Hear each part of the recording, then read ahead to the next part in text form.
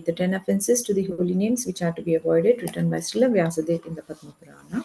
Number 1, to blaspheme the devotees who have dedicated their lives for propagating the holy name of the Lord. Number 2, to consider the names of demigods like Lord Shiva or Lord Brahma to be equal to or independent of the name of the Lord Vishnu. Number 3, to disobey the orders of the spiritual master. Number 4, to blaspheme the Vedic scriptures or scriptures in pursuance to the Vedic version. Number 5, to consider the glories of chanting Hare Krishna to be an imagination. Number 6, to give some interpretations to the holy name of the Lord. Number 7, to commit sinful activities on the strength of the holy name. Number 8, to consider the chanting of Hare Krishna as one of the auspicious ritualistic activities which are offered in the Vedas as fruitive activities, Karma Khanda. Number 9, to instruct a faithless person about the glories of the holy name. Number 10, to not have complete faith in the chanting of the holy name and to maintain material attachments even after understanding so many instructions on this matter.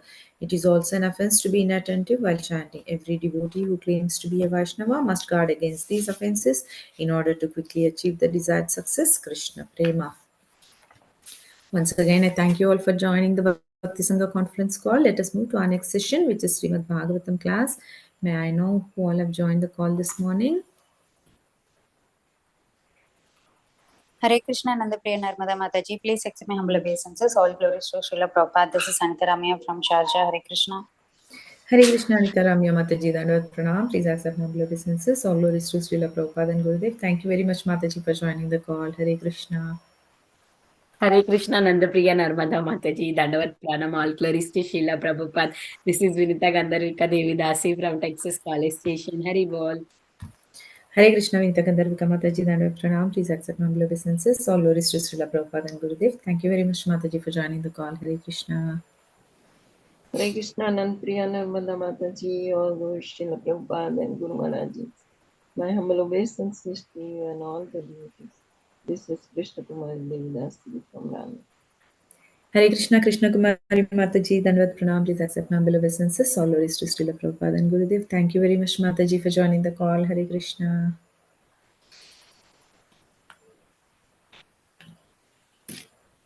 Hare Krishna. Are there any other devotees who would like to introduce themselves?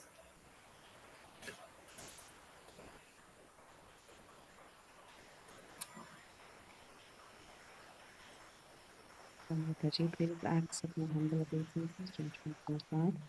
This is Preeti Ulasni Devidasi from Atlanta. Hare Krishna, Preeti Vilasni Mataji, Dandavat Pranam. Please accept my humble obeisances. All glories to Srila Prabhupada and Gurudev. Thank you very much, Mataji, for joining the call. Hare Krishna.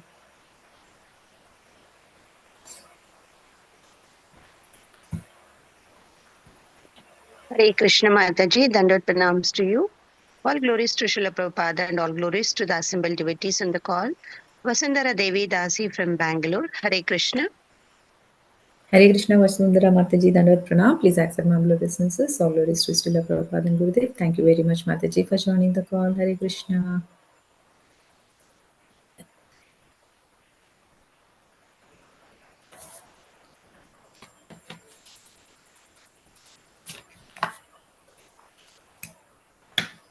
Hare Krishna. Are there any other devotees who would like to introduce themselves? Hare Krishna Mataji, Dandavat Pranam, Srila Prabhupada ki jai, Guru Maharaj ki jai. This is Valli from Naperville, Chicago. Hare Krishna. Hare Krishna, Valli Mataji, Dandavat Pranam. Please accept my humble obeisances. All glories to Srila Prabhupada and Gurudev. Thank you very much, Mataji, for joining the call. Hare Krishna.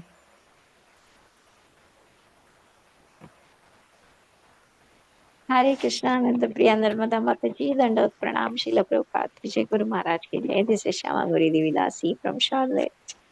Hare Krishna, Shamagori Mataji, Dandavat Pranam. Please accept my humble obeisances. All glories to Srila Prabhupada and Gurudev. Thank you very much, Mataji, for joining the call. Hare Krishna. Radhe Radhe Mataji. Radhe Radhe Mataji. Mataji, Prabhuji is already on the call. Shall we start? This meeting is being recorded.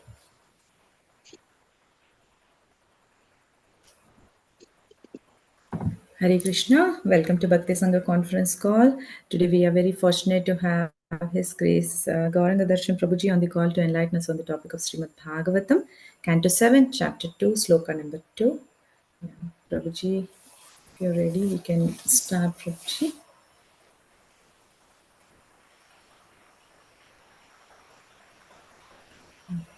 Just getting ready.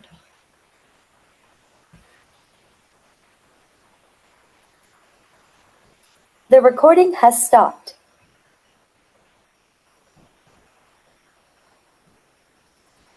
Hare Krishna, Krishna Krishna, Hare Hare, Ram Ram, Hare Hare, Hare Krishna, Krishna Krishna, Hare Hare, Hare Ram. Hare Krishna Nandapriya Narmada Mataji. This is Kamaliki Dasi from Baltimore.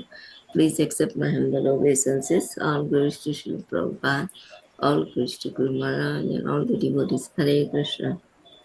Hare Krishna, Kamadiki Mataji, Dandavad Pranam. Please accept my humble obeisances. All glories to Srila Prabhupada and Gurudev. Thank you very much, Mataji, for joining the call. Hare Krishna. Hare Krishna. Thank you. Hare Krishna Mataji, Dandat Pranam. All glories to Prabhupada, all glories to Assembled devotee. This is Mohini Lakshmi from Detroit. Hare Krishna, Mohini Lakshmi Mataji, Dandavad Pranam. Please accept my humble obeisances. All glories to Srila Prabhupada and Gurudev. Thank you very much, Mataji, for joining the call. This meeting is being recorded. Has stopped. This meeting is being recorded. Hare Krishna, Prabhuji, Dandavad Pranams. Hare Krishna, Prabhuji, Dandavad Pranams. Please accept our humble obeisances. All glories to Srila Prabhupada and Gurudev. Thank you very much, Prabhuji, for giving your very valuable time and association to us this morning and enlightening us on the topic of Srimad Bhagavatam, 7th Canto, Chapter 2, Sloka number 2. Please take over the call, Prabhuji. Hare Krishna. Now, can I see the shloka?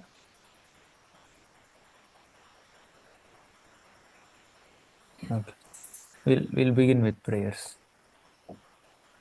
Om Namo Bhagavate Vasudevaya. Om Namo Bhagavate Vasudevaya. Om Namo Bhagavate Vasudevaya. Om Ajnanatimirandhasya Gnananjanashalakaya Chakshurunmilitam Yena Tasmai Shri Gurave Namaha. Namo Vishnupadaya Krishnapresthaya Bhutale Srimate Bhaktivedanta Swamin iti namini. Namaste Saraswati Deve Gauravani Pracharini Nirvisesha Sunyavadi Paschatya Deshatarini. Jai Shri Krishna Chaitanya Prabhu Nityananda Shri Advaita Gadadhara Srivasadi Gaura Bhakta Vrinda. Hare Krishna, Krishna Krishna, Hare Hare, Hare Rama, Rama Rama, Hare Hare.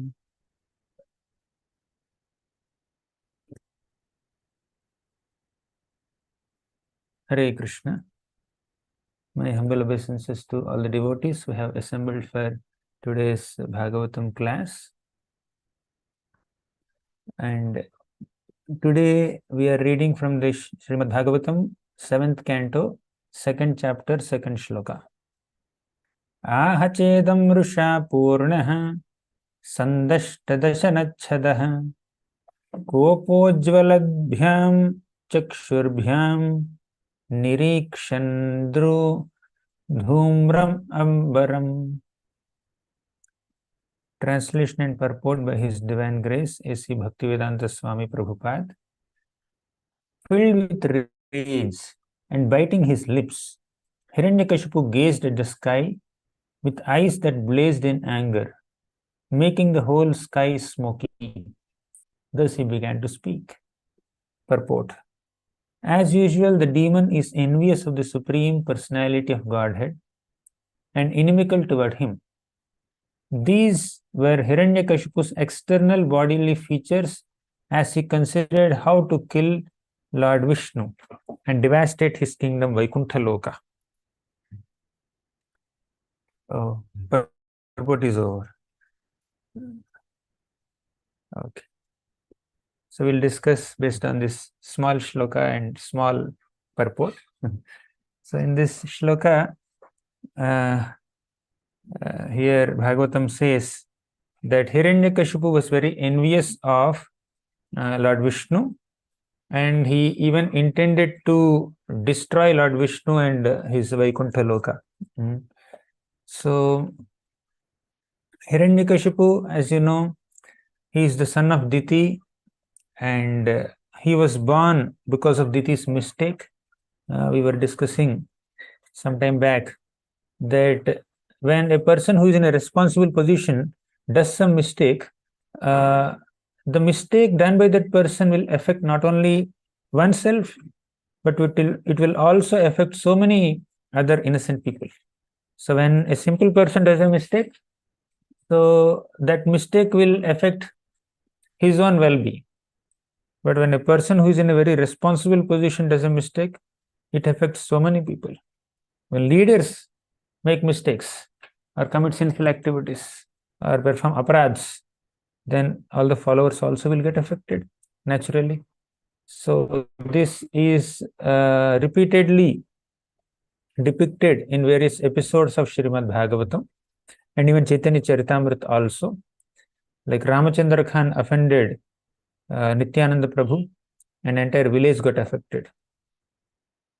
Now in this current episode, we see that Diti committed a mistake by trying to have children and union with her husband at an inappropriate time. So as a result, two tyrants appeared, Hiranyaksha and Hiranyakashipu, who were extremely ferocious demons. So now Hiranyakashipu, his story is being described now. Hiranyaksha was also a great demon, and he tried to fight with Varuna, and Varuna said, "No, I won't be able to fight with you because you are very powerful and we are very, very old, and better you go and fight with Vishnu." And Hiranyaksha was searching for Lord Vishnu, and he eventually came to Narada Muni, and Narada Muni said, "Lord Vishnu will be there in Garbhodaka ocean." Then Hiranyaksha went to Garbhodaka ocean. There Lord Vishnu appeared in the form of Varahadev and killed Hiranyaksha. Okay. So because Hiranyaksha was killed by Lord Vishnu in the form of Varahadev, Hiranyakashipu wanted to take revenge for his brother's death. So Hiranyakashipu went to worship Lord Brahma. And Brahma appeared in front of Hiranyakashipu, and he gave him some boons by which he won't be able to have death either during the daytime or in the night time, inside the house or outside the house, or by any weapons or by any living beings, including animals or beasts, human beings or devatas or anyone created by Brahma. So like that, so many protocols and policies that Hiranyakashipu had set, and Brahma had to agree with all of them while giving boons, because Brahma has given a promise. He cannot take back that promise. And Hiranyakashipu also has performed so much tapasya. So these were the details of Hiranyakashipu's background. Now, Hiranyakashipu is desiring to destroy Vaikuntha Loka. So there were so many demons who wanted to attack the Lord and destroy the Lord or his associates. But were they successful? Apparently, these demons were able to exert their influence and show their prowess for some short amount of time, but it is not possible for them to perpetually win over the Lord or his devotees. Duryodhan was tormenting the Pandavas, but it's not that he was eternally able to do that. There was a phase where Duryodhan succeeded in his plans to take away the kingdom of Pandavas or defeat them in gambling match or send them to forest, etc. But eventually, Duryodhan had to lose his life. And Ravana tried to trouble Lord Ramachandra, kidnap Sita Devi, but eventually Ravana was ruined. So like that, so many demons were there, and they make their own plans to destroy the Lord, but the plans are never successful. Okay, same is the case with Hiranyakashipu. However intelligent one may be, the Lord is more intelligent than anyone, because he is the source of all intelligence. As Krishna says in the Bhagavad Gita, Buddhir Jnanam Asammohaha Kshama Satyam Damaha Shamaha. In the 10th chapter he says, whether it's buddhi or jnanam or asammoha, means knowledge or wisdom or intelligence or freedom from delusion or success or victory, failure, all these qualities, sukham, dukkham, bhavo, bhavo, happiness, distress, light, darkness, everything is emanating from the Lord, right? All the common living beings may possess some of these opulences, but that does not mean they possess all the opulences of the Lord or all the qualities that the Lord has created or manifested, right? So we have a limited capacity to possess these qualities, develop these qualities and demonstrate these qualities, while the Lord is the complete reservoir of all good qualities, and He produces even bad qualities as per the necessity, right? So some people in this world have these bad qualities. Some people are endowed with all good qualities. Why is it so? Because of their own mentality, their own svabhava, their own preference. For example, sun is rising. Now sun is setting in front of me. From my window, I can see sun is setting. Okay. So when the sun is setting, okay, let's take the example of sunrise. That's better. So when the sun is rising in the sky, you go and stand in front of the sun. You can see light. But if you turn your face away from the sun, then you will see darkness, means your own shadow. So shadow is created by the sun, isn't it? Without sun rising behind you, producing light, you won't be able to see darkness in front of you in the form of shadow. Therefore, sun is the source of this darkness also. Sun, who is the source of light, is the source of darkness also. Sun can produce light, sun can produce shadow. But whether you will see shadow or the light depends on how you are facing. If you're facing the sun, you can see nice illumination, right?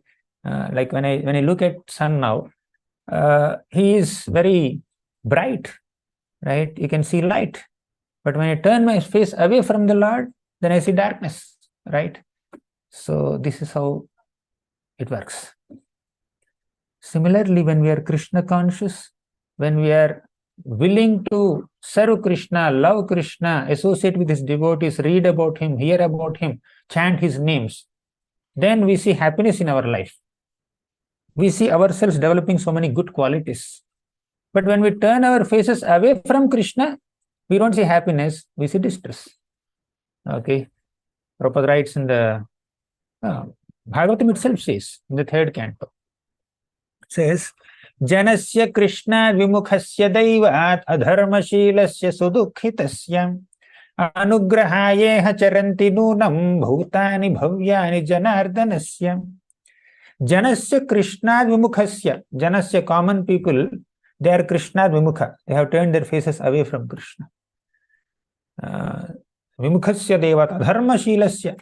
Because of turning against Krishna, they have become Adharmashila. Means they became very unrighteous. Adharmasilasya, sudukhitasya. And that adharma will lead to dukkha. Sudukha, great distress. Okay, sudukhitasya. So our lack of affiliation with the Lord, or lack of subordination to the Lord, or our disinclination to serve the Lord or love the Lord, will naturally lead to a lot of distresses and demoniac qualities, right? Hiranyakashipu is an example of a great demoniac mentality, and that eventually brought him to a lot of distress, right? So when we turn our faces away from the Lord, then naturally we encounter distress and we develop demoniac qualities. Like he says, Prahalad Maharaj says, Hiranyakashipu's son, okay?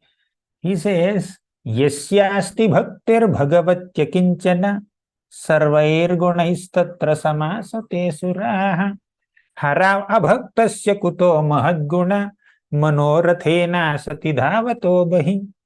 Yasyasti bhaktir bhagavatya kinchana means there are some devotees who are performing akinchana bhakti unto Krishna. They are performing selfless devotional service unto the Lord. in the case of such people, sarvair gunais tatra samasate suraha, all the good qualities which are present even in the great devatas also are present in their personalities. They will be able to exhibit great qualities. Why this is said?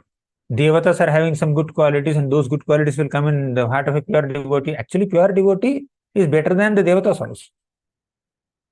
So Vishwanath Chakravarti Thakur, in his Sarartha Darshani commentary, he says like this, that the good qualities of devatas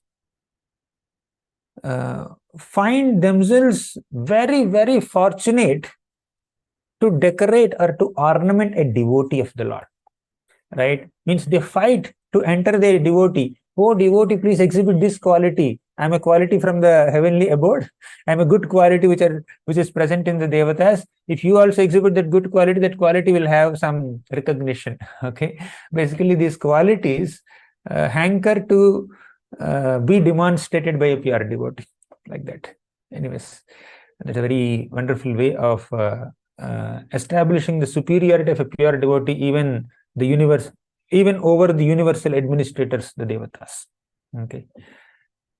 So anyways, when we perform bhakti unto Krishna, when we turn our face towards Krishna, naturally we will be endowed with good qualities and happiness. When we turn our face away from Krishna, we will be endowed with bad qualities and embrace distresses in life. And that's the case of Hiranyakashipu also. So now Hiranyakashipu is planning to kill the Lord.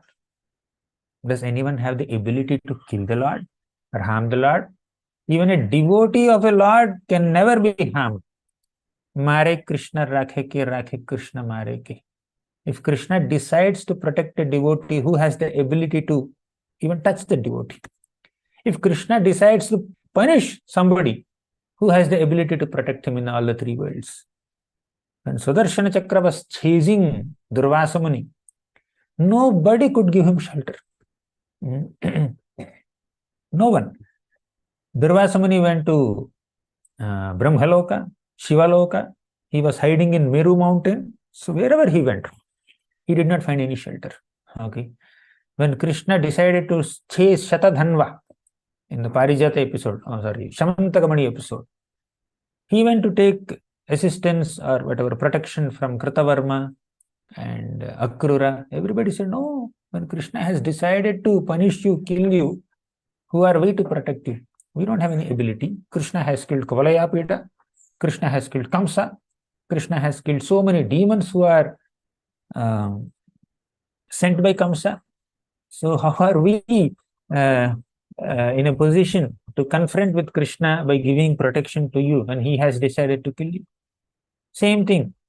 Shiva and Brahma told Durvasa Muni also. They said that Durvasa Muni, if the Lord has decided to punish you in this way, he has already sent Sudarshan Chakra, it's waiting to chop off your head. Do you think we have the ability to protect you? We are dependent on the Lord. The Lord is supremely independent and we are always dependent on the Lord. So we have no independence to independently give protection to anyone who is acting independent of the Lord. Like you. You try to harm his devotee. The Lord will never spare you. So the devatas like Brahma, Shiva, they have given so many boons to demons like Ravanasur. So Ravanasur received boons from the devatas. But when Ram decided to kill Ravana, did anyone who has given him the boons come to protect Ravana? No way. Okay. And there is one Banasur. There is one demon named Banasur. He has, I think, 1,000 arms. He played his mridanga with his 1,000 hands and pleased Lord Shiva. Lord Shiva was doing Tandav, Rudra Tandav, when he was playing mridanga. So the Lord was very happy. Rudra was very happy. He has given boons to Banasur. He said, I will protect your kingdom. Don't worry. But when Krishna came to attack this demon, although Shiva came with all his forces to protect the demon, he could not protect. So Krishna decided to defeat. And finally, Shiva had to fall at the feet of Krishna and said, please spare his life. Then there was a transformation in Banasura. And Krishna had chopped off his arms to reduce his pride, and basically he transformed. So when the Lord decides to punish someone, no one can protect him, right? Even if by chance people like Banasura are protected, they are protected only when there's a transformation in their character. And ultimately the Lord desires transformation in people, not the destruction of people. Even if he's killing the demons, it is only to destroy their demoniac qualities and not to destroy them as such. Soul has no death anyways, right? So when they are not getting transformed, then the Lord will become a little more strict and tries to kill them, if it is mandatory. But he's not very happy doing that. Now you see, it is Krishna who has encouraged Bhima to kill Duryodhana. He was giving ideas also. Krishna has given ideas to Bhima to kill Jarasandha also. You just, bifurcate him like this and then throw him like this. And Bhima did all that. So Krishna encouraged Bhima to hit Duryodhana. But when Duryodhana was lying in a pool of blood with his thigh broken, Krishna was not very happy. At heart, he was feeling that, oh, I have given him so many chances to rectify his mentality. I tried to counsel him, but he tried to arrest me. Okay, so what can be done? So let him be like this. So even Krishna also feels that pain at heart to punish a demoniac person. When a demoniac person is behaving inappropriately, Krishna tries to give him so many chances to improve, to rectify his rebellious mentality. But when the demoniac person doesn't utilize those chances and behaves more and more whimsically, Krishna is obliged to punish. Krishna is forced to punish. So what to do? Krishna is desiring their well-being. And if punishment brings that well-being, okay, Krishna does the needful. Okay. So no one is more merciful than Krishna. And it is the foolishness of demons to not take sufficient benefit of Krishna's merciful attitude and try to extract wrath from him, anger from him, isn't it? Someone who tries to anger a very, very merciful person must be really unfortunate, isn't it? Here is the Supreme Lord who is trying to give so much of mercy to anyone and everyone who comes to take his shelter. But here is a demon who is trying to provoke the Lord and making the Lord very much obliged to punish this person, right? So we should act, think, and behave in ways by which we get mercy of great souls and not become an object of their wrath. So when we misbehave in front of great souls or the Supreme Lord, we become an object of their anger. We should not become object of their anger. We should become object of mercy. So when we are intelligent enough, wise enough, and mature enough to behave in ways that are pleasing to great souls, we will be showered with profuse amount of blessings. Like that little child who was the son of a maid servant in Narada Muni's past life, he was serving the Bhakti Vedantas with so much love and affection and respect, without being talkative, without being naughty, without being whimsical. He was very meticulous in his service, 5-year-old boy, but still he was doing great service. And the Bhaktivedanta sages bestowed so many blessings upon this child and inspired him to practice Bhakti Yoga and initiated him in the practice also. And even at the age of 5, this boy went up to the level of prema. That's the power of blessings. On the other hand, that same little child in his past life as a Gandharva named Upabarhana, he misbehaved. Right, as a Gandharva, he was looking very handsome and he was always surrounded by so many girls, and then he would enjoy, he would sing, he would dress himself and decorate himself so nicely. And one day, the great Prajapatis, or universal administrators, they organized a Sankirtan festival, a spiritual festival to glorify the Supreme Lord Vishnu. But he went to that festival. As a Gandharva, as a prominent Gandharva, he was also invited. and he went to that festival. But he went to the festival decorating himself very lavishly, surrounded by so many girls, and he started singing some mundane songs, totally inappropriate to the occasion or the festival. So the Prajapatis became very upset. They became very, very upset, and then they cursed him, may you die, and become, means may you fall from your position as a Gandharva and become as a lowborn Sudra in the material world. So from Gandharva Loka, he came to Bhuloka. He became the son of maidservant. But as son of maidservant, he was very talkative, he was very soft-spoken, and very obedient and very submissive and respectful to Bhaktivedanta sages, and he received profuse blessings, right? So our misbehavior attracts curses, and our good behavior attracts blessings. That's what we saw in the example of Narada Muni in his past two lives, right? So similarly, demoniac people, their mentality is selfish, their behavior is very,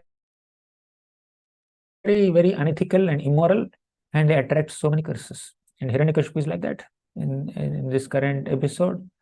So on the other hand, devotees like Prahalad, they're very, very sober and gentle in their overall demeanor, and they are very, very nice to anyone who come to them, and thus they receive profuse blessings, and they also contribute to the overall well-being, spiritual well-being of people in general, right? So when we maintain good character, we receive blessings from great souls and the Supreme Lord, and we can share those blessings with others. Thus we benefit ourselves and we benefit others also. But when we have poor character, and when we act and think in a very selfish manner, greedy manner, lusty manner, then we attract blessings, we attract curses, and we also torture many other people around us. That's the difference. That's the drastic difference between devotees and demoniac people, as we are seeing in the same family, the Danava family, where the father is a demon and the child is a pure devotee, Hiranyakashipu and Prahalad, right? So Hiranyakashipu, Hiranya means gold, Kashipu means bed, soft bed, right? So Hiranyakashipu basically, this word, this name itself indicates a great attachment to sense enjoyment and material wealth, right? But what did Narasimhadev do? Narasimhadev appeared in front of Hiranyakashipu, and he killed him without compromising on any of the boons that he has received from Brahma, right? He did not kill Hiranyakashipu inside home or outside home, during the daytime or during the night time, on the land or in the sky, without using any weapons. He just used his nails. So he did not compromise on any of the rules or protocols or policies set by Brahma's Brahma's boons, and he killed Hiranyakashipu, right?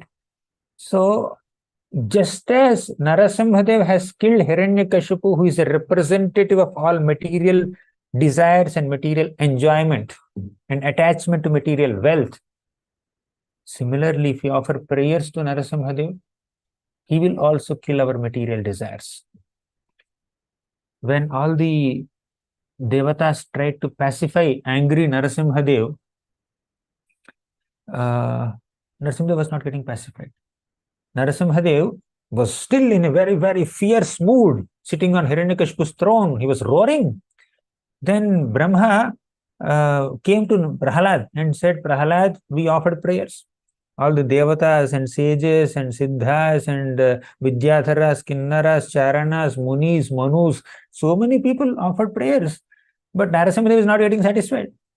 And even Lakshmi Devi, we went, and Lakshmi Devi became very scared and said, I won't approach my husband. I never saw my husband like this.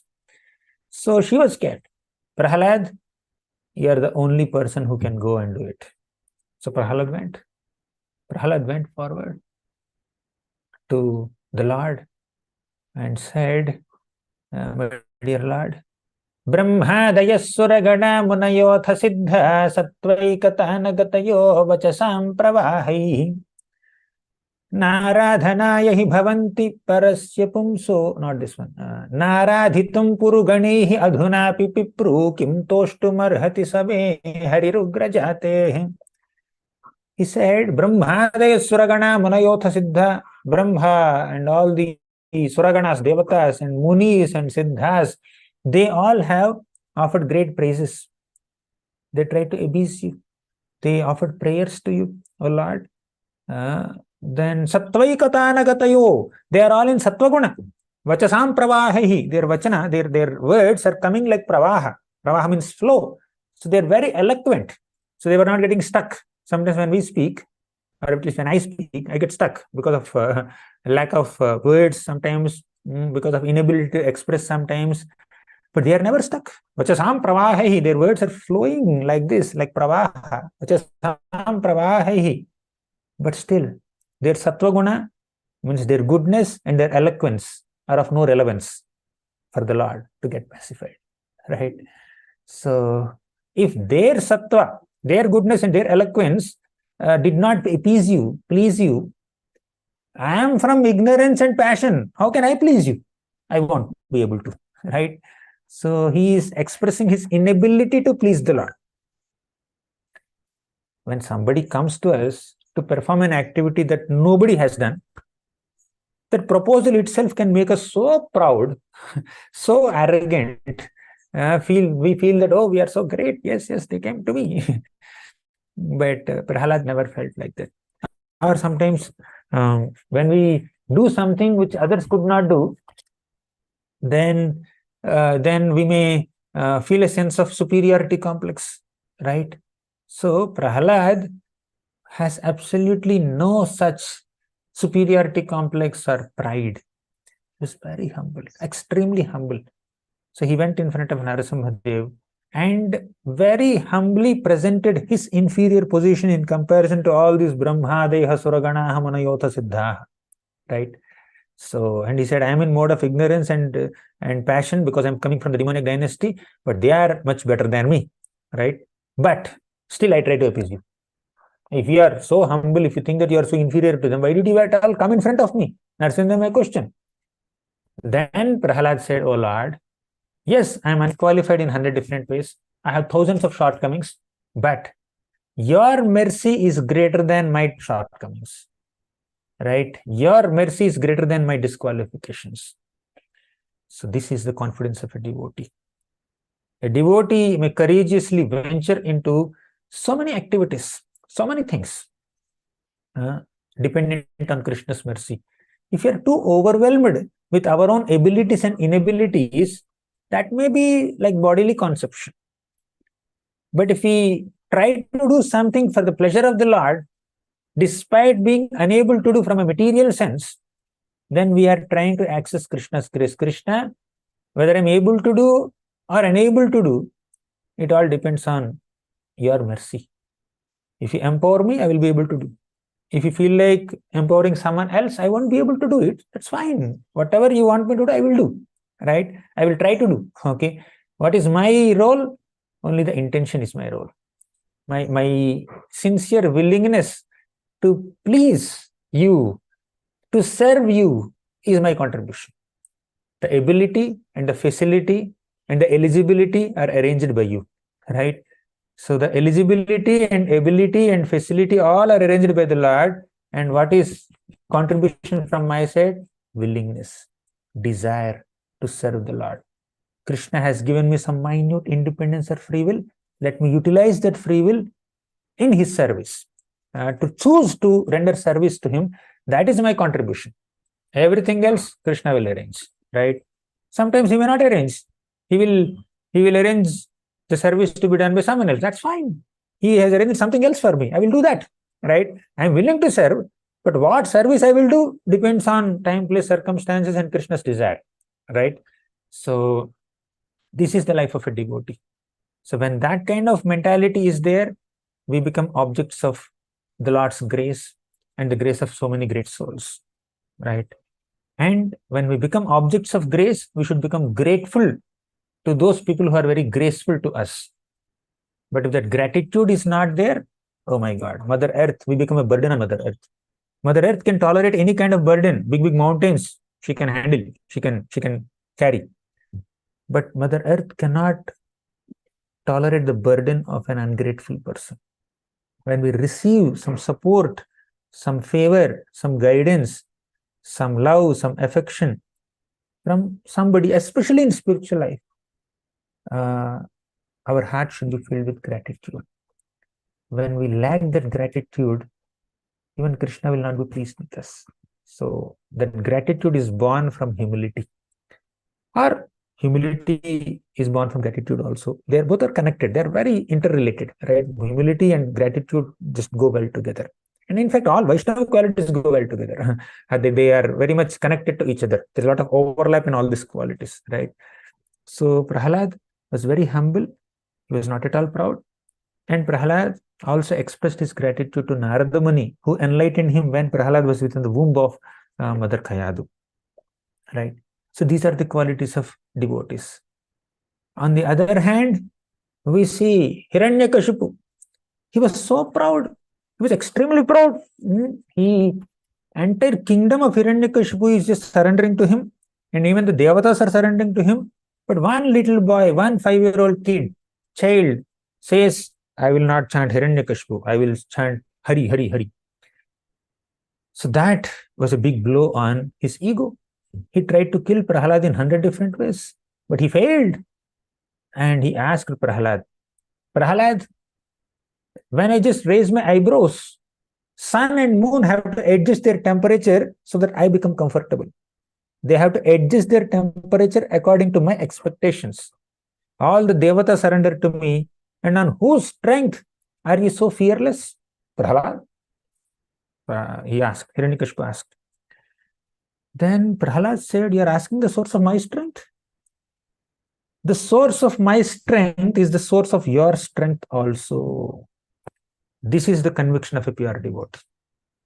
A pure devotee is convinced that we, whatever talents and abilities we have are just coming from the Lord, and whatever strength we have is only by the Lord's grace. And he's convinced about it, whether it is a demon or a devotee. Whatever we have is bestowed by the Lord. Now, when Hiranyakashipu is hating Vishnu, trying to kill Vishnu, as we saw in this today's verse, he's planning to kill Vishnu and destroy Vaikuntha Loka.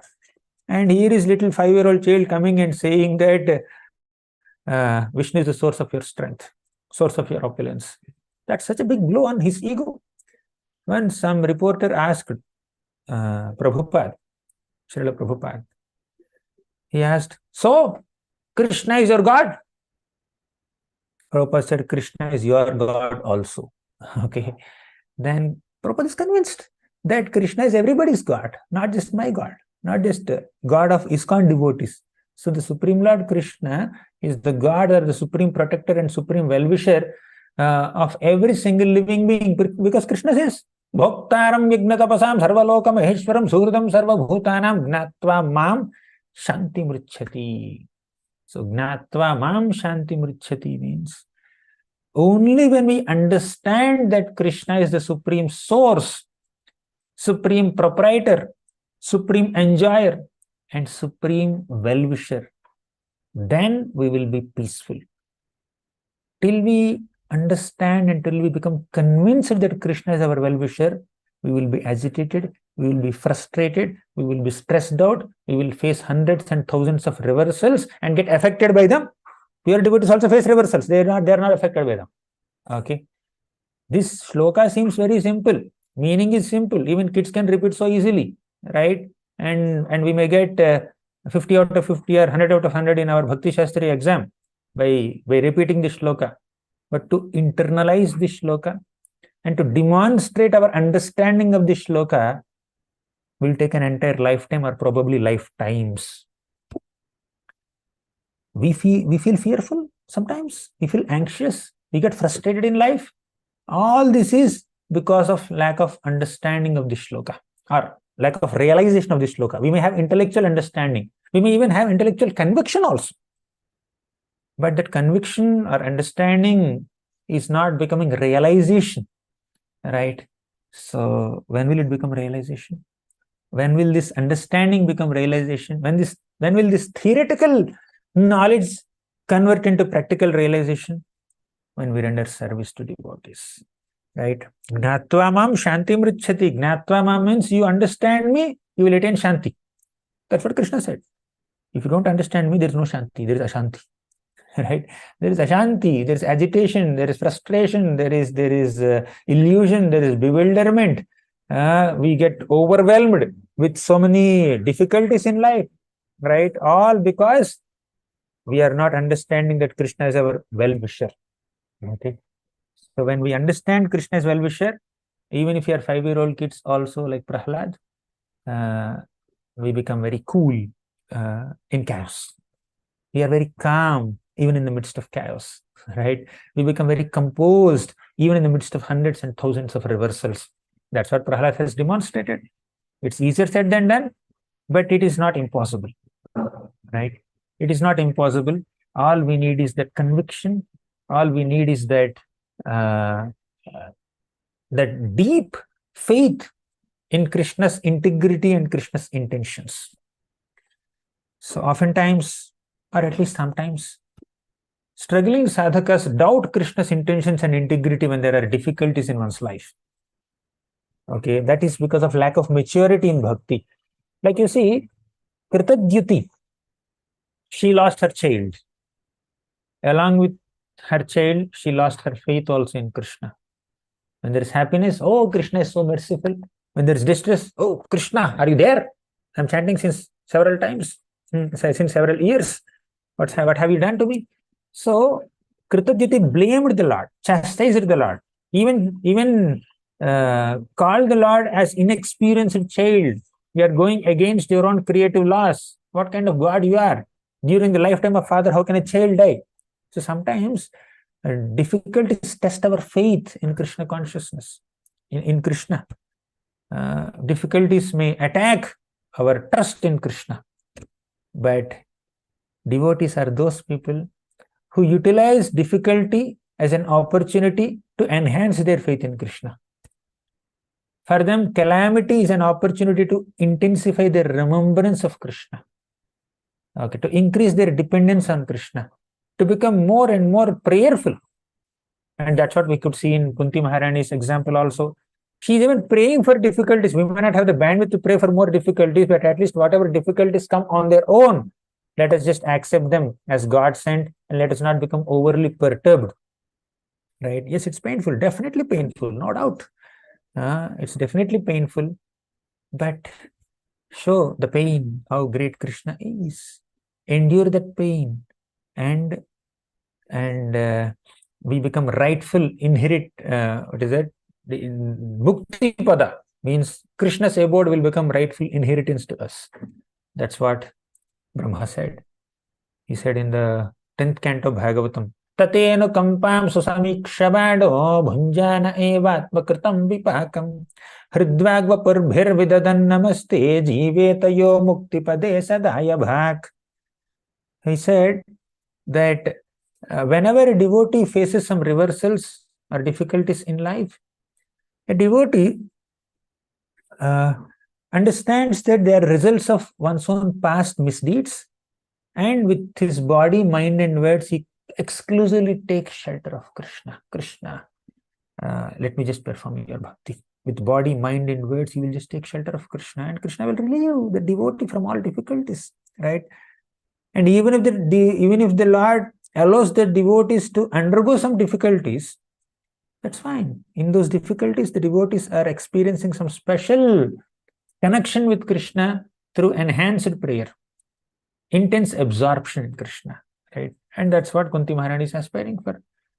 Okay, Vipadaha samtutaha shashvat tatra tatra jagadguru bhavato darshanam yasyat apunar bhavadarshanam.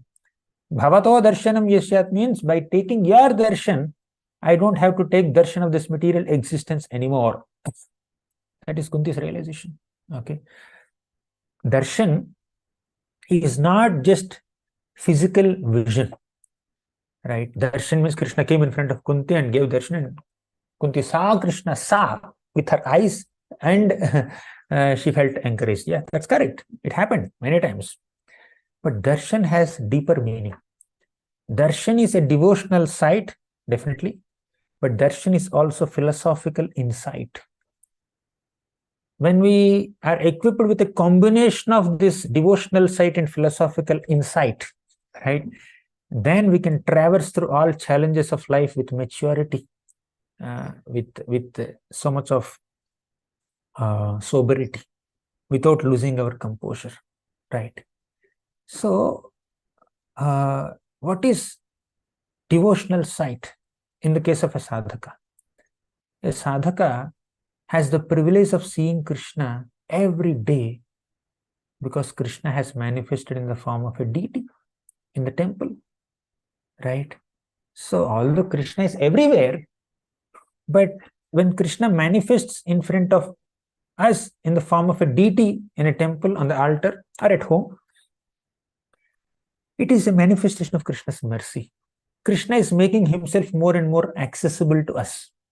Yes, in Bhagavatam, Krishna's beauty is described. And a deity is nicely carved according to the description given in the Bhagavatam or in our scriptures. Fullendivara kantimindu vadanam barhavatam sapriyam Shrivat sankamudara kaustubhadharam Pitambaram sundaram Gopinam nayanotpalarchitatanum gopasanghavritam Govindam kalavenu Divyanga bhusham bhaje. So Krishna's beautiful form is described in the scriptures. How he stands in a threefold bending form. Shyamam tribhanga lalitam niyata prakasham. How he stands in a beautiful threefold bending form. How he is dark in complexion. How his eyes are like lotus petals. And how he holds a flute and then plays it. Right? And the deities are also carved in that posture where Krishna is holding a flute. Right? How Krishna wears a peacock feather. Deities are dressed according to the description given in the scriptures, right? So Vanamala Barhau. So Krishna is wearing a beautiful flower garland.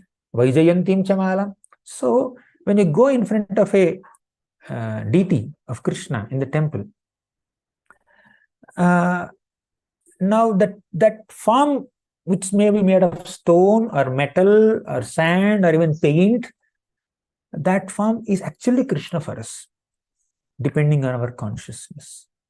When we are in right consciousness, we see that personality, that form standing in the altar personally as Krishna. Technically also, when deity is installed in a temple, prana pratishtha is done, that deity, whether it is made of marble or some metal, the deity is not different from Krishna, not different from the Supreme Lord, right? The deity reciprocates. So when you say devotional sight, you go and see that Lord. You go in front of the Lord and allow the Lord to see you, right? Means the Lord's glances upon us, the Lord's loving glances and smiles showered upon us will create spiritual desires within us, will maintain spiritual desires within us, and will fulfill those spiritual desires also. That's the power of devotional sight. Go in front of the Lord, take darshan. Okay, so this darshan will create spiritual desires, maintain spiritual desires, and fulfill spiritual desires.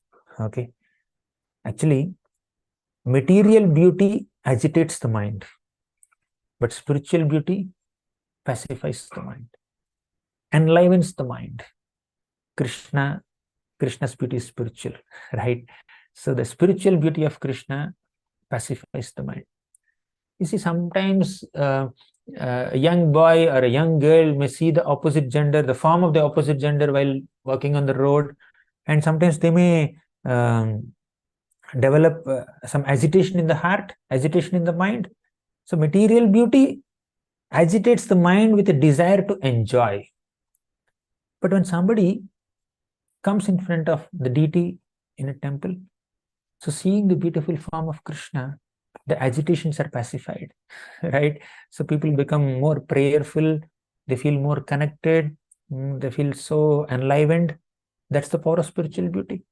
So people be, even an Artha Bhakta, one may not be a pure devotee, even an Artha Bhakta feels a sense of relief and sense of devotion within the heart when he comes in front of the temple and sees. So that is the devotional side part. Take darshan regularly. Second is philosophical insight.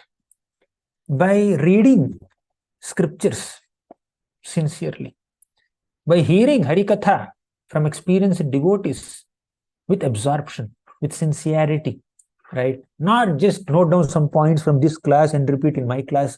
Yeah, we can do that, not a problem, that's not wrong, okay? But the hearing should not be like agenda-based hearing. Hearing is not just to produce some output or reproduce the output, okay? Hearing is to nourish ourselves. Just like when we eat, the body is nourished. When we hear Harikatha from devotees, our soul is nourished, right? When we hear Harikatha like that, with devotion, with absorption, then we get a lot of philosophical insights. Our heart will be equipped with a lot of deep realizations by which we will be able to easily navigate through the challenges of this material world, right? As long as we are in this material world, hundreds and thousands of challenges will inevitably come, and we will be able to deal with them maturely to the degree we have darshan. Darshan is devotional side and philosophical insight. So when we read Srimad Bhagavatam sincerely, then Bhagavatam will equip our consciousness with the necessary maturity to see mercy of Krishna even in misery, to see the hand of God in all circumstances of life, in all situations of life. That's what Bhagavatam can do us, right?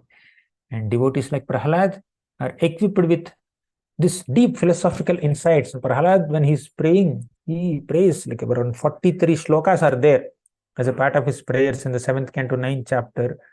So he's pouring out all his realizations, so many philosophical insights. Ayuhu Shriyam Vibhavamai Shriyam Avarinchat. He says that my father had Ayu, Shriya, Vibhava, means he has opulence, he has beauty, he has power, he has prestige, he has wealth, but within a fraction of a second, oh Narasimhadev, you have destroyed them all, right? You have destroyed it all.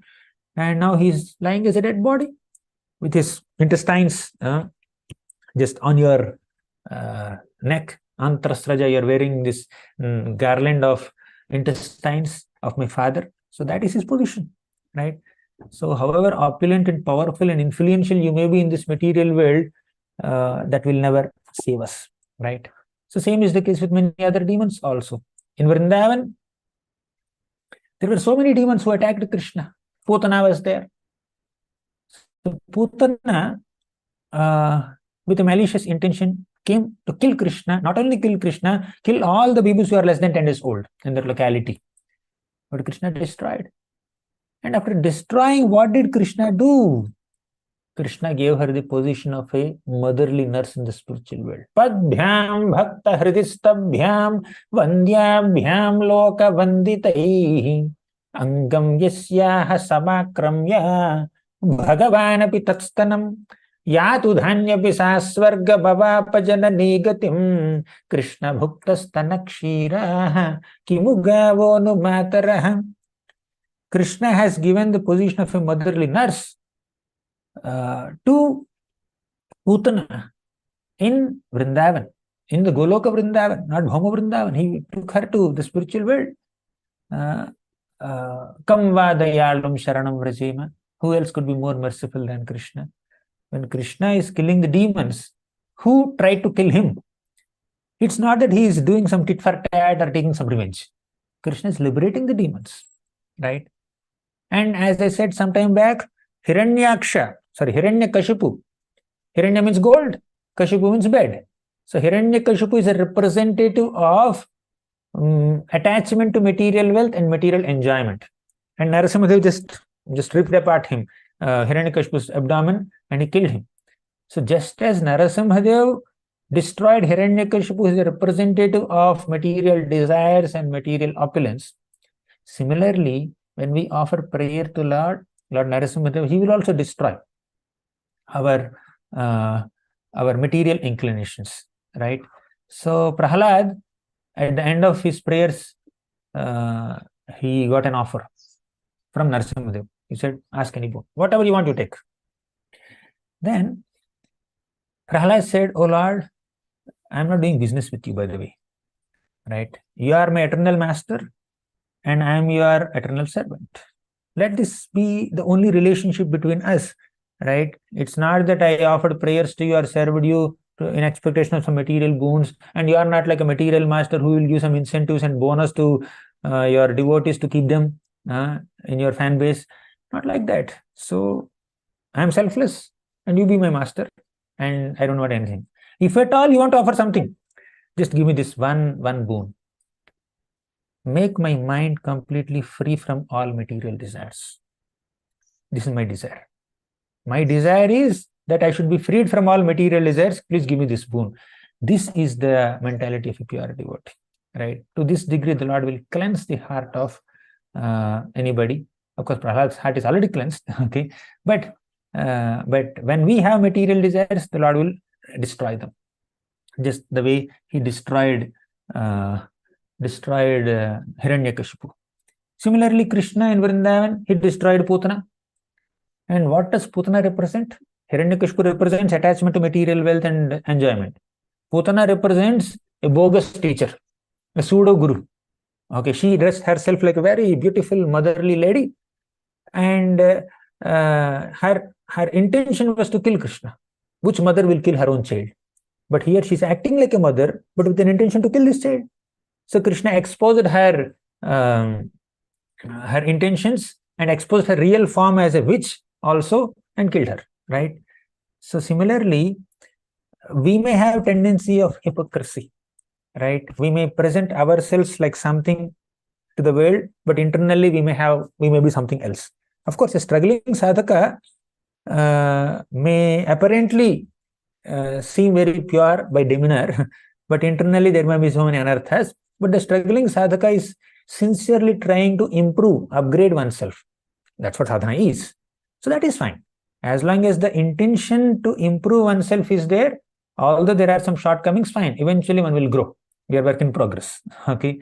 But the intention to improve is not there. But the intention to cheat other people by presenting oneself as so great, that is there. That's a big problem.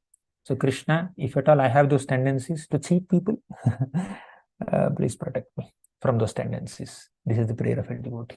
Just like you have killed Putana, right, who represents a false guru, you also kill my propensities to be hypocritic, and you also protect me from false gurus, from pseudo gurus who may influence me. Sometimes our own mind also will act like a pseudo guru. Our mind may sometimes convince us to think that this is the right thing for you. Better do it now. This is the right thing. Please do it. Chanting you can do later, no problem. Bhagavatam study, hey, you can do it later. You have a whole life for you. But now you just go and do this sense gratification. Mind will convince us. Mind will act like a guru, right? Like a well-wishing guru. Putana is like that. So we should protect. We should pray to Krishna for protection from this pseudo gurus and our own material mind, materially influenced mind. So similarly, Trinavarta. So Trinavarta came in the form of this whirlwind. According to Bhaktivinoda Thakur's Krishna Samhita, Trinavarta represents this anartha of kutarka, or false arguments, false philosophies, presenting some mundane logic. So sometimes as a struggling sadhaka also we may become logical or may present some arguments, philosophical arguments so-called, but they may not be very accurate at times, right? So they may be born out of some mundane understanding and not necessarily shastrically aligned. So just like Krishna killed Trinavarta, we should pray to Krishna. Krishna, if there is any kutarkic tendency, false argumentative tendency within me, please kill that also. Similarly, you see Shakatasur. Shakatasur tried to kill Krishna by entering that Shakata, means cart, and he wanted to fall on Krishna expecting that this 3-month-old little baby Krishna who has tender limbs, he will be dead if the cart falls on him. But those tender limbs only, the tender foot of Krishna, which is as soft as a newly grown mango leaf, that hit the cart and the cart overturned and Shakatasur died. So this Shakatasur represents load-carrying mentality. Bharavahitam represents the burden of following regulative principles without knowing the purpose. So following regulative principles means following so many rules and regulations and protocols and policies and vratas and so many austerities without knowing that ultimate purpose is to serve Krishna. Actually, Bhagavatam says, no, not Bhagavatam, sorry, Bhakti Rasamrita Sindhu says that this Vairagya and Jnana without Bhakti will make us hard-hearted. Okay, when we have too much of detachment and too much of knowledge and too much austerity, non-devotional austerity that we do, we may become hard-hearted, right? Sometimes people may do austerity, so much austerity, only once in a day. Of course, for health they may do, and they may do genuine austerity, that's fine. But sometimes an immature sadhaka may take pride in one's austere life, pride in one's detachment, pride in one's knowledge. And with that pride, he may end up committing offenses to other devotees. If you offend other devotees, how will Radharani be pleased? She is Radharani. And offense means aparadha. Aparadha means going against Radha. Acting against the will of Srimati Radharani is aparadha. So how will she be pleased? How will Krishna be pleased if Radharani is not pleased? Ultimately, Mahatmas are those people who take shelter of Radharani. Mahatmanastu mam partha daivim prakritim ashritaha. So Mahatmas are those people, great devotees are those people who take shelter of Srimati Radharani. When we do aparadha, we are offending devotees because of pride in our detachment or pride in our accomplishments, pride in our own knowledge, or pride in our austerity, then we commit offenses. So Krishna, please protect me from my own attachment to my detachment. Please protect me from my own pride in my austerities or knowledge. Give me knowledge about your Nama, Rupa, Guna, Leela. Of course, I want it, but let me not become proud of that. Let me be detached from material enjoyment, but let me not become proud of my detachment. Let me not be too attached to my detachment. Okay, so this is the prayer that we can offer. So all these demons that we are talking about, Hiranyakashipu or Putana, Shakatasur, Trinavarta, and who else, Pralambasur, and Vatsasur, Vyomasur, these are demons definitely, but actually these demons represent certain bad qualities in the heart of a sadhaka. They are the immature facets of a sadhaka. Just as Krishna has destroyed all these demons, let Krishna also destroy the demon of my anarthas, demon of my hypocrisy, demon of my pride, demon of my envy, demons of some non-devotional doctrines that may influence my mind. So we need to pray to Krishna for that. So in this way, in today's shloka, we have seen that Hiranyakashipu tried to kill Lord Vishnu, but ultimately he himself was killed. So especially in Vrindavan Dham, Krishna is more merciful. Although Narasimhadeva has killed Hiranyakashipu, he has actually given liberation, right? The Lord in any form is very merciful, especially in Vrindavan, Krishna is even more merciful. Hiranyakashipu was killed by Narasimhadeva and he got liberation. And Krishna killed so many demons in Vrindavan and they were also liberated. So one is, now that Kartik month is going on, so we can conclude our session with remembering something that happened in Kartik month. Okay, how Krishna liberated somebody. That is the sons of Kuvera. Kuveratmajau baddha murtaiva yadvat tvaya mochitau bhakti bhajau kritau cham तथा प्रेम भक्तिं स्वकाम्य प्रयच्छ न मोक्षे ग्रहो मेस्ति दामोदरेह. So Krishna did not just liberate the sons of Kuvera. Krishna has given them prema bhakti. Means Krishna has liberated them from their bad mentality and given them prema bhakti. Right? Liberation is not just sayujya mukti. Liberation is liberation from anything that is unfavorable for our bhakti.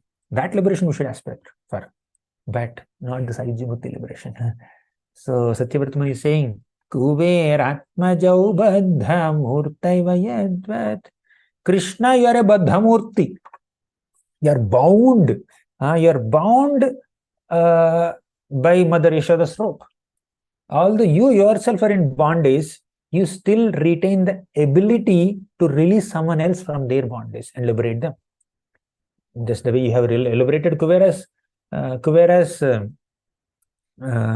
sons. So when Krishna uprooted the Yamalarjuna trees, the rope which is binding his waist did not break. And the mortar to which the rope is tied, that also did not break. Only the trees got uprooted. Krishna has empowered the rope and the mortar with the necessary ability to uproot the Yamalarjuna trees without breaking. Right? This is the power of Krishna. Krishna can utilize anyone as an instrument, and this is a bigger theme we can discuss some other time. But the point is, although Krishna was in a bound position, he can release us from bondage. And what can bind Krishna in this world? Nothing can bind Krishna except pure love for him. And Yashoda Mata had that pure love for Krishna. So with that love, she bound Krishna, and Krishna could not release himself from the bondage of that love. Mother Yashoda bound Krishna with the ropes of her love. Therefore, he is called Damodar. Kuveratmajau baddha murtaiva yadvad tvaya mochitau bhakti bhajau krutau cha. You have also made them an object of your love, and you have given them love of God. You have given them prema bhakti. Tatha prema bhaktim swakamya prayacha. That same prema bhakti you give me also. Satyavartman is asking. Okay. Namo kshe graho misti damodareha. I don't want anything else. I don't want moksha, definitely. I want prema bhakti. And finally, Satyavartamani thought that I must attach a recommendation letter with my application. Then Krishna will accept it. Whose recommendation he will take? Devotee's recommendation, of course. Who is the devotee? The topmost of all Krishna's devotees is Srimati Radharani. Therefore, in the last shloka, he has attached his recommendation letter from Radharani. Right? He said, Namo Radhikayai Tvadiya Priyayai Namo Nantalilaya Devaya Tubhyam. So Radhika, Srimati Radharani is very dear to you. And Ananta Leela is Rasa Leela, unlimited Leela, where Krishna expanded himself into unlimited forms and danced with unlimited gopis. So by reminding Krishna of his favorite pastime of Rasa Leela, by reminding Krishna of Srimati Radharani, Satyavartamani is gently, diligently, intelligently asking Krishna, Krishna, please give me prema bhakti. Okay. And please release me from all these material bonds, the way you have released Nalakuvera's sons, Nalakuvera and Manigriva. So, although Krishna punishes some demons, he doesn't do it just to take revenge upon them. He loves them. He loves everyone. So, we need to embrace all the devotional qualities as exhibited by several devotees like Prahalad, and we need to honestly give up all our shortcomings, endeavor to give up, desire to give up, endeavor to give up, and pray for the ability to give up those shortcomings so that we come closer to Krishna. These are a few thoughts based on that small shloka that is given to me. Thank you very much. Granthara Srimad Bhagavatam ki jai, Srila Prabhupada ki jai. Hare Krishna, Prabhuji. Dhanu pranams. Very, very nice class, Prabhuji. So, you very well explained about the past time, starting from the past time of how Hiranyakashipu was killed by Lord. And yeah, you started with the past time of Varahadev. So, where Hiranyaksha was killed, and then Hiranyakashipu intended to kill Lord Vishnu. And then you told about the qualities of the Vaishnavas. So I also heard in one class that in 12th chapter it is recommended, 12th chapter from verse 13 from verse 13 to 20 it is the qualities of Vaishnavas is given, and we can read it. So and yeah, so very well you explained about those qualities, and then at last you were saying that aparat. So if we go against Radha, then we cannot get Krishna. That is certainly true. Thank you so much, Prabhuji. And also thank you for representing all the anarthas. Whatever the demons Lord Krishna has killed, it represents the anarthas. It's nothing but the representation of the anarthas, which we have in our heart. So we have to think in that way. So thank you so much for this instructive class with so many verses. And we can go for question and answers. So Disha Mataji, please go ahead. Hare Krishna, Prabhu Danvat Pranam. Prabhu, I had doubt that when we see any Krishna's picture, that our love that makes us feel that is Krishna is present due to our more love. But what is meaning by this prana pratishta, Prabhu? And another question is, today only someone is asking me when they get dream of Krishna, it is true or false. It is of more thinking that they got the dream of Krishna, or it is really Krishna came. So they were asking like this, Prabhu. Okay. Thank you. So, prana pratishtha means it is a bona fide scriptural quote-unquote ritual. Ritual is not like in a ritual sense, but it's like a bona fide procedure by which a form made of a material element is established by an advanced devotee in the temple with the necessary mantras and yajnas and chanting, so that the presence of the Lord is invoked in that form made of some material element. The Lord is present everywhere, in every nook and corner of the entire universe. But still, it's like, you see, there is a mobile phone, for example. It's just plastic, right? But when you install the necessary softwares in this or operating systems in this, it will function in the way it is supposed to function, right? Some procedure is there to present all the material in this. This may have some little plastic or some metal here and there. Okay, that's all. But it is working the way it is working now because someone has invested that energy in it, right, with the prescribed procedures, right? Just to give a mundane example. So similarly, prana pratishtha is that bona fide scriptural procedure by which a form made of stone or some metal is established in the temple. And as you also mentioned, that definitely devotees will be able to see the deity and develop devotional feelings to the degree they have love for Krishna. It is their love that makes them see anything and everything connected to Krishna or the deity as Krishna. Ultimately, that is important. So even if a prana pratishtha deity is there in front of us, sometimes when we are not in right consciousness, we may not become prayerful in front of the deity, right? And when that love is there, yes, whether deity is there in front or not, wherever the devotee is, you will always see what is that shloka by Ramananda Rai. He says, Ramananda Rai in Lord Chaitanya Mahaprabhu's conversation, Sthavara Jangama dekhi na dekhi tara murti, means when a devotee sees a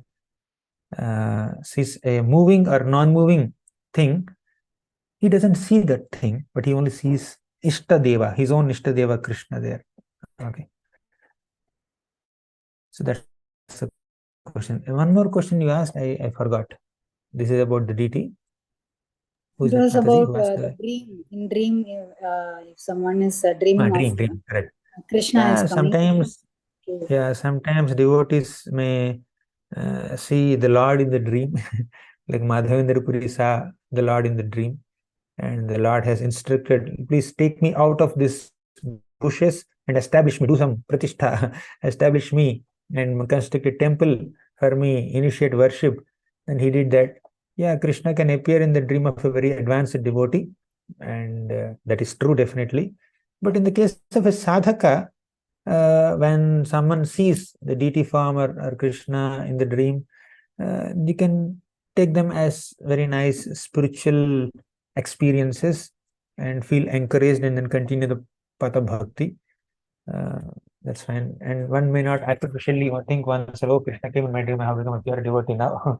That may be possible. We are not saying it's not possible, but a devotee is always humble. Okay, despite getting some special reciprocation from the Lord. Next question. Thank you, Prabhuji. So the understanding is that even if we get the dream of the Lord, so we have to just continue on our devotion practice. Just we have to take it as blessing and we have to continue. That's right, Prabhuji. Shukakar Krishna Prabhu, please go ahead.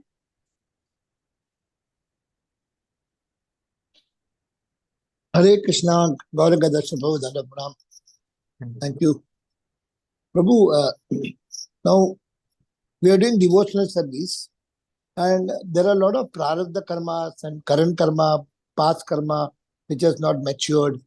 So while doing devotional service, it's getting burned. But what I'm wanting to know is how to completely burn all the prarabdha karmas and the process. Because while we are doing devotional service, there is some pious activity happening where we're getting a punya, we have to come back to enjoy that. Some papa is coming. How to really burn in this very life? How to remove all the karmas? We are ready, we have to do akarma, but we are not able to do akarma always. Sometimes some karma also comes, some pious activity coming. How to plan to remove all the karma things like? Karmani nirdahati kintu cha bhakti bhajam govindamadi purusham tamaham bhajami. All karmas are burnt to ashes by bhakti, by sincerely practicing the process of bhakti. So, devotional service. Yes, bhakti means devotional service, pure devotional service. But we are not able to do pure devotional service. We are doing chanting, we are hearing Bhagavatam, but not able to do like that is not all pure Goswamis. Hearing Bhagavatam and chanting is not pure devotional service. Yeah, it's there, but not like Goswamis where they're 24/7, they're totally. So, there is no vikarma and karma. In our case, sometimes some karma comes, some vikarma comes, some aparad we are doing.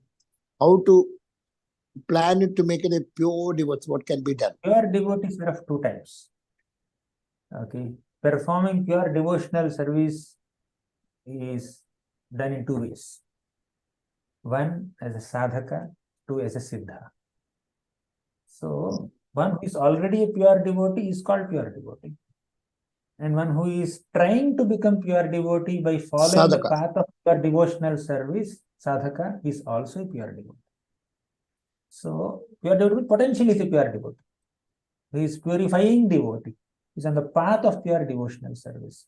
So, Rupa Goswami has given the definition of Uttama Bhakti in Bhakti Rasamrita Sindhu. So, Uttama Bhakti means pure devotional service. And those who are chanting, those who are studying Srimad Bhagavatam, those who are following all the prescriptions and prohibitions of devotional service, now with the bhakti they are doing, all of them are actually on the path of pure devotion, right? It's like, who is clean? One who has taken bath is clean. But one who is taking bath is also potentially clean. He'll become clean maybe in 5 minutes or 10 minutes when he comes out of the building. So we are under the shower at this moment. So let's continue to be under the shower, and after a while, we'll become clean. And wishfully thinking and praying that this life only will make it the end and not coming back to the miserable material world. Not in our hands. Yeah, it is in our hands in the sense that we are doing our sadhana. sincerely, we have to do sadhana sincerely. But ultimately, if Krishna wants the devotees to be around to do some preaching, okay, then devotee like to be around, okay, whatever Krishna says. Going back to Godhead, going to the spiritual world is part of one of the agendas of a sadhaka in one sense, right? Okay. But what you're telling is empowered, that's different, no? As Lord Shiva says in the 6th canto of Srimad Bhagavatam,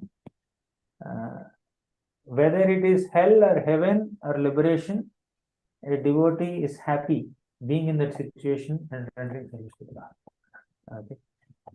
So that's the aspiration. Going to back to Godhead, if Krishna sanctions it, we accept it. If Krishna says, "Oh, go sit here and then preach and bring more people with you. Don't just come alone." Then devotee can be here also. No, Prabhu, coming as an empowered devotee, you are already put your leg there. But I don't know. I'm selfish. Maybe I want to go back. I don't know. It's a wrong desire. No, it's not a wrong desire. Definitely, it's not a wrong desire. That is the desire of a devotee. Okay. Thank you.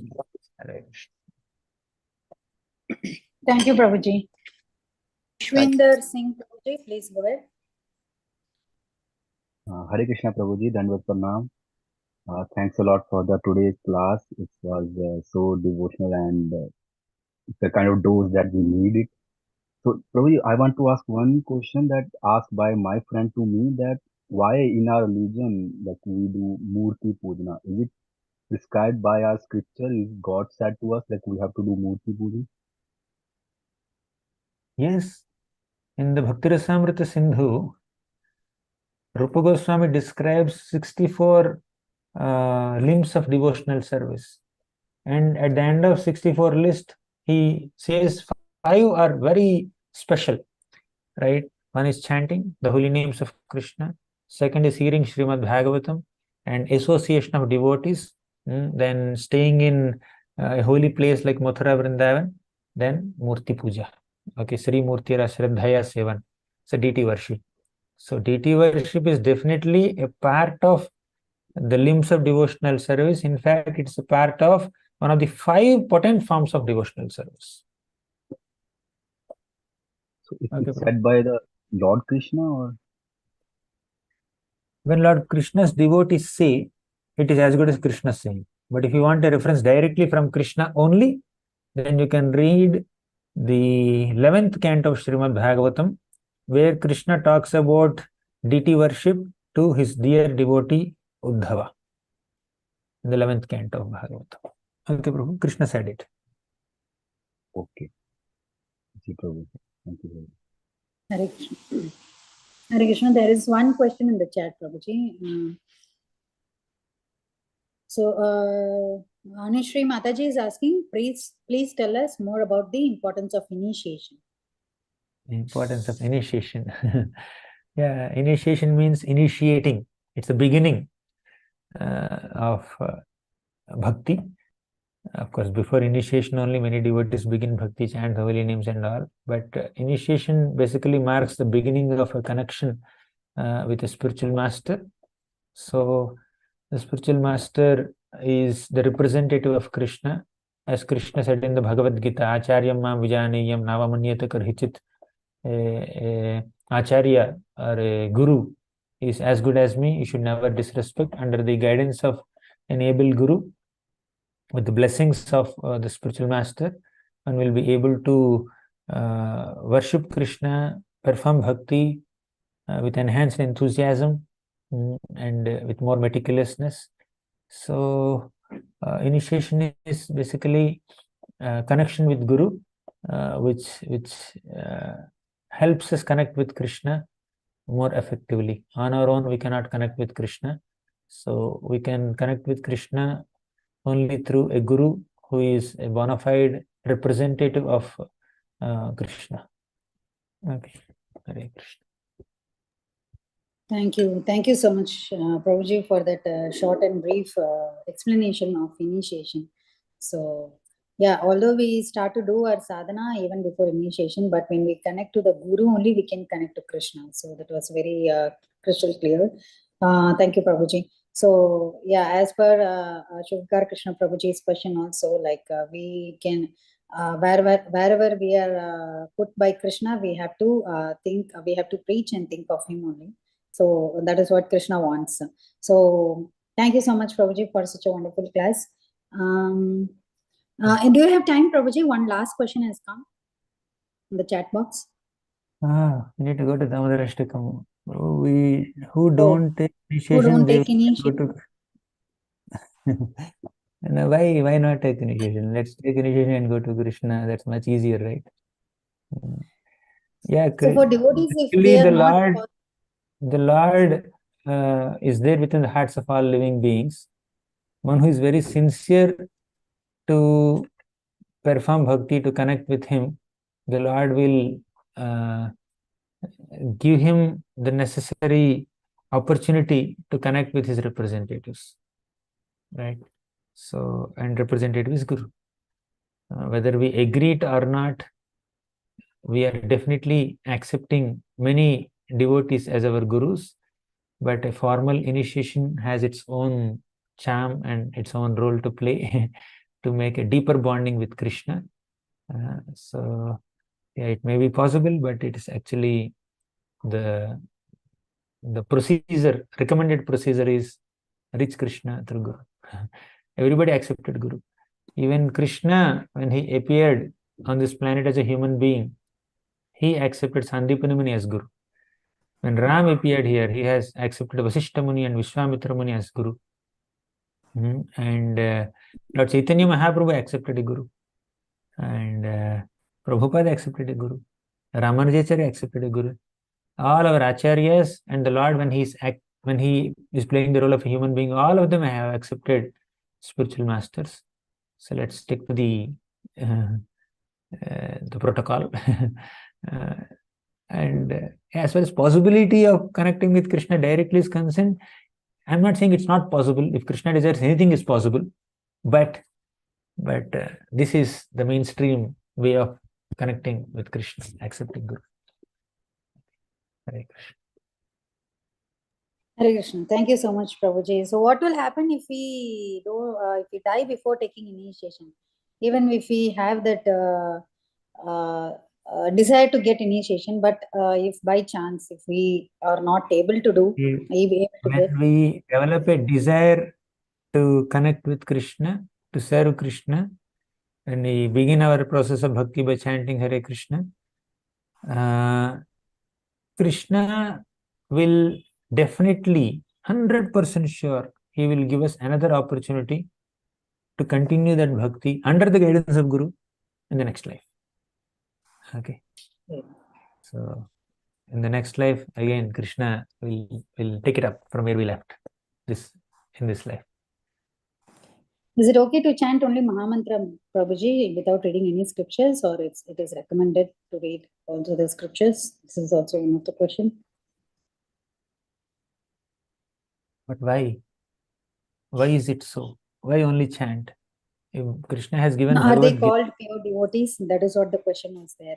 They can. Oh, it's a question here. They can be called pure devotees. We are not hearing that the gopis went to some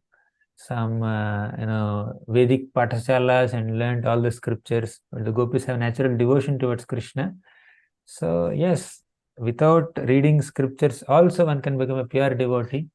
But if one has the ability to read scriptures, then one should read scriptures. As the scriptures only say, Sruti Smriti Puranadi Pancharatra Vidhim Vina Aikantiki Harer Bhaktir Utpata Eva Kalpate. If we keep aside the rules and regulations of Shrutis and Smritis and Puranas, basically scriptures, and then perform bhakti in our own style, freestyle, Utpata Eva Kalpate, that will only create agitation and disturbance in the society. Right? So our bhakti, Hare Krishna. Hare Krishna. No, we can hear. So our bhakti should be performed depending on the guidelines set by the scriptures.